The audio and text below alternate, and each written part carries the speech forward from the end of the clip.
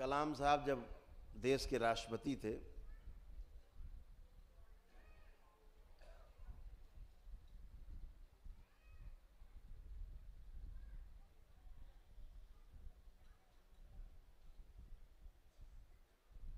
तो श्री ए नागराज जी को उनसे मिलने का समय तय हुआ।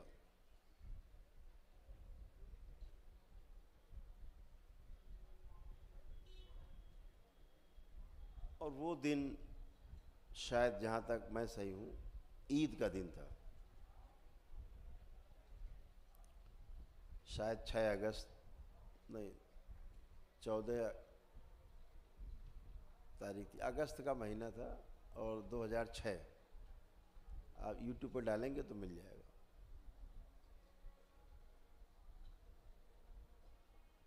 पाँच मिनट का समय था, 5 मिनट, जबकि देश में त्यौहार था ईद का। और कितनी देर बैठे कलाम साहब पता है आपको? 5 मिनट का समय दे करके राष्ट्रपति महोदय कितनी देर बैठे उनके साथ पता है आपको? 3 घंटे।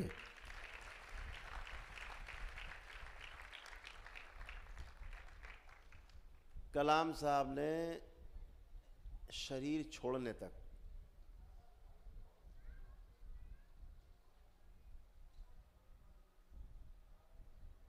केवल दरबार की बात को ही आगे बढ़ाया। उसका दरबार का जो लक्ष्य था, दरबार के जो विचार थे, आइडियोलॉजी थी, उसको कलाम साहब ने बच्चों तक पहुंचाने का काम किया। किस रूप में? शिक्षा के रूप में। आपको जान के हैरानी होगी कि इस देश के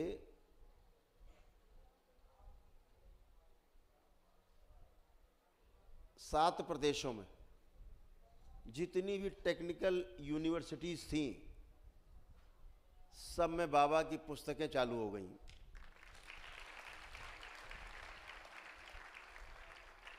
एक कोर्स बनाया गया,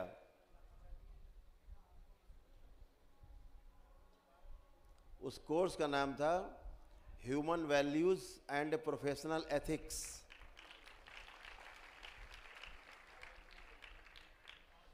IITian बच्चे पढ़ते थे, इंजीनियर बच्चे पढ़ते थे, टेक्निकल यूनिवर्सिटी बच्चे पढ़ते थे। उसकी परीक्षा दिए बगैर डिग्री नहीं मिलती। आज भी अभी भी मूल्य शिक्षा के बगैर समझे जाने।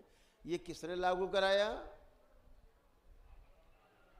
कलाम साहब ने, जो देश के राष्ट्रपति थे, प्रेसिडेंट ऑफ इंडिया, उन्होंने लागू कराया। मुझे लगता है कोई हिंदू राष्ट्रपति होता तो शायद लागू होता, नहीं लागू होता। आरोप लग जाता कि हिंदू राष्ट्र बना रहे हैं। बहुत बड़ी समस्या है। वो जन्म से मुस्लिम थे, इसलिए उन पे आरोप नहीं लगा, और फिर उन पे कोई आरोप था भी नहीं उनके जीवन काल में। कितनी सुंदर तरीके से उनके शरीर का त्याग हुआ है। लोग तरसते हैं ऐसे शरीर छोड़ने के लिए।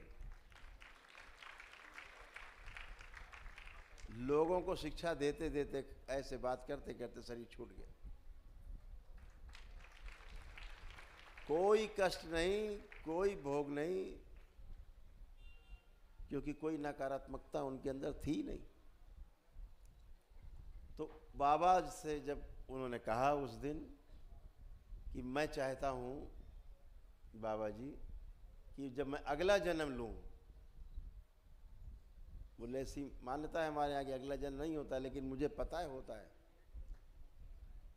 तो मैं जब अगला जन्म लूँ तो मैं आपके शिष्य के रूप में पैदा हूँ और चीज़ों को आगे बढ़ाऊँ।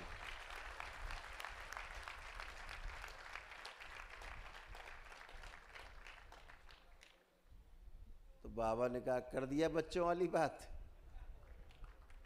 कर दी बच्चों वाली बात। तुम्हें कैसे पता कि तुम्हें आगे आदमी का शरीर मिलेगा? तुम्हें कैसे पता कि मनुष्य का ही शरीर तुमको मिलेगा? है? पता नहीं जन्म लोगे कि नहीं लोगे, पूर्ण हो जाओगे, क्या पता। अरे हम इसी जन्म में काम करते हैं, मिल करके मित्र की तरह करते हैं, दोस्त की तरह करते हैं। शिष्य बनने की क्या आवश्यकता है? मित्र की तरह मिलकर काम करते हैं, सेवा के लिए निकलते हैं, मानव सेवा के लिए। और ये जो हमने जाना इसको फैलाया जाए। तो कलाम साहब को बात वो हिट कर गई, और जो पुस्तक लिखी गई फिर दी गई, आज भी कोर्स में शामिल हैं, और टेक्निकल यूनिवर्सिटीज़ के बच्चे जो है उसको पढ़ते हैं, परीक्षा देते हैं। शायद 50 अंक का प्रश्न पत्र है।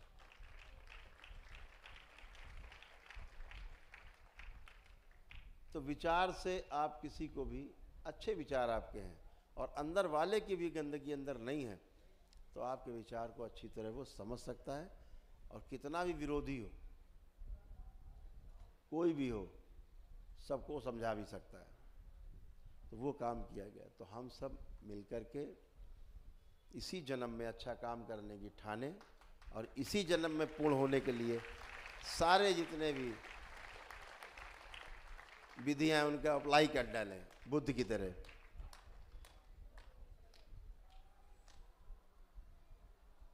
भगवान बुद्ध क्या करते थे पता है आपको?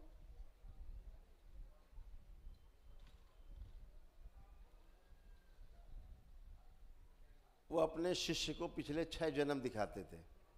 देख डालो भाई तुम क्या थे पिछले 6 जन्म। जो भी कूड़ा करकट होता था आदमी देख लेता था, तो उसके दिमाग में आ जाता था कि भैया अब ये वाला तो ठीक कर लो। दरबार भी आपको 6 नहीं 16 जन्म दिखा सकता है, 27 जन्म दिखा सकता है, और दिखाता ही है, दिखाता ही नहीं है। पिछले 27 जन्मों तक की आपकी गंदगी को निकाल के, धो के, छांट के, पीट के निकाल बाहर करता है आपसे। तब आप इतने सुंदर सुंदर बैठे हो।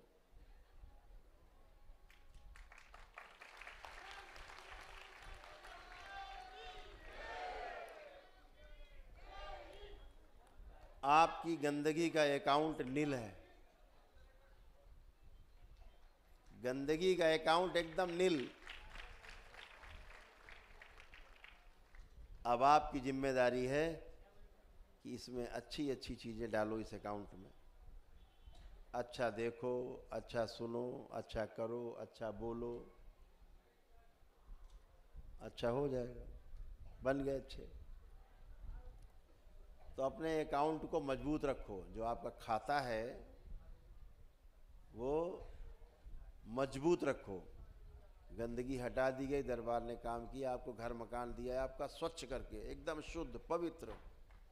अब इसको रोज पोंछा झाड़ू लगाने की ज़रूरत और जिम्मेदारी आपकी है, वैसे अच्छा बना रहे। कल्पना करो आप जिस घर में रहते हो रोज झाड़ू पोछा ना लगे, हफ्ते भर बाद 10 दिन बाद उस घर की हालत देख लेना।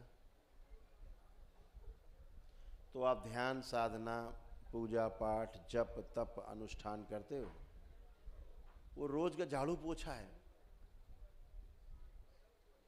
रोज का झाड़ू पोछा। और जो दरबार से आपको दीक्षा मिली है, जो इस दीक्षा से क्या होता है, जितनी बिल्डिंगें बना रखी हैं आपने सब एक एक करके गिरती जाती हैं, सब ढह जाती हैं, नई नहीं बनती, ढहती है, ढह जाती है। कहाँ से? यहाँ से। वो मेरा, ये मेरा, ये भी मेरा, मैं ये मैं वो, सब ढह जाता है।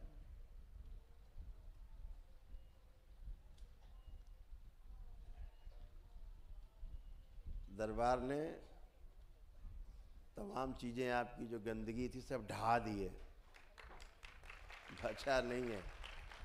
अब नया न बनने पाए, ये जिम्मेदारी आपकी है। गंदगी का ढेर नया नहीं बने। तो रोज़ अपना बाबा माँ से लौ लगा के रखना है, भगवान भोलेनाथ और माता कामाख्या की आराधना पूजा करना है, जो दीक्षा आपको बाबा के द्वारा मिली है।